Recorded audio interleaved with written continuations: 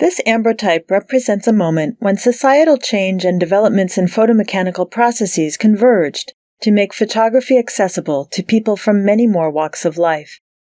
Prior to the 1850s, portraits were limited to those who had sufficient wealth and time to sit for a painting or for the laborious process of having a daguerreotype photograph taken.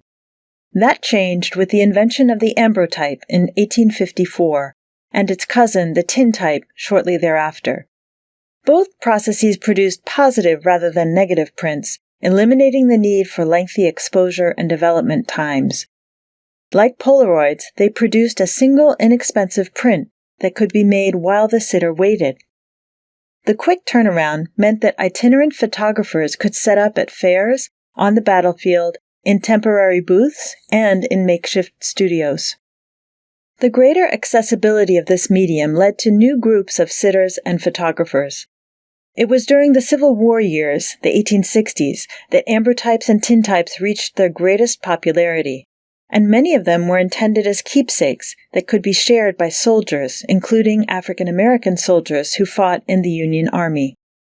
More generally, these photographs offered Black Americans new opportunities for self-representation, able to have a hand in shaping their own artistic portrayal.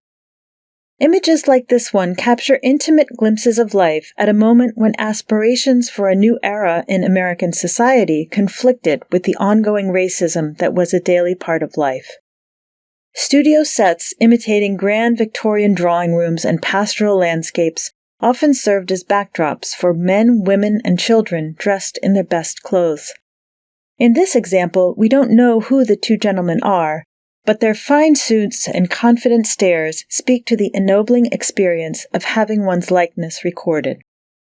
As with most ambrotypes of the period, this one would have been enclosed in a metal frame and velvet-lined carrying case for its protection, underscoring its preciousness.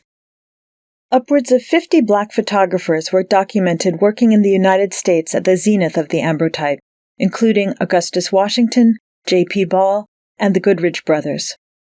Speaking for many African Americans of the period, Frederick Douglass wrote, "Negroes can never have impartial portraits at the hands of white artists.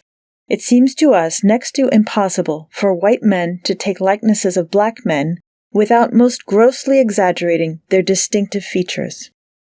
Images such as this demonstrate how the democratization of the portrait through photography proved a potent social and political tool for artists and sitters who had been excluded from traditional artistic endeavors.